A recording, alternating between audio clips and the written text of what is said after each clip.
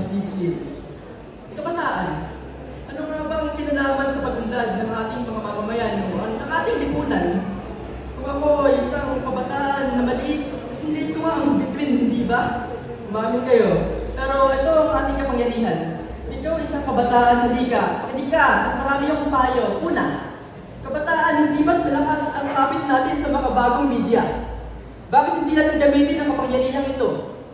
Mag-like, share, and subscribe sa mga posts na may kinalaman sa problema ng lipunan. Nang sa gayon, kahit wala tayong yaman, ay may ilalakad natin sa mundo ang ating mga pinagdadaanan, ang karahasan, ang kahirapan, diskriminasyon, hindi na pinapapanahon, kaya gamitin natin ang mga bagong media bilang ating solusyon.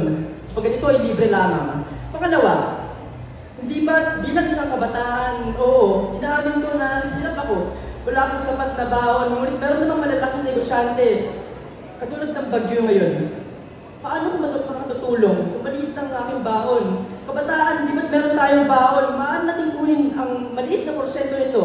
Gawin natin itong donasyon, ihalon natin sa yaman ng iba. Nang sa gayon, ito ay maging parte ng solusyon ng kahirapan at naranasan natin bagyo. Pangatlo, ang maliit na pagtulong sa mundo ay isang malaking regalo sa ating mundo.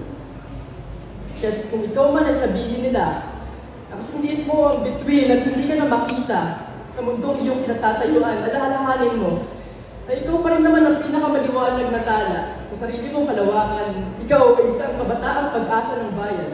Iyan ang katotohanan. Kaya bago ko tapusin ang tulang ito, sana'y huwag natin maliitin ang ating sarili. Katulad ng ginawa ko sa sarili ko dati.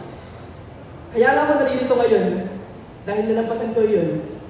At laking pasasalamat ko na ako isang kabataan na pag-asa ng bayan. Kayo man naman natin ay hindi sigurado. Lakas ng boses na galing sa puso ay hindi limitado. Maraming salamat po.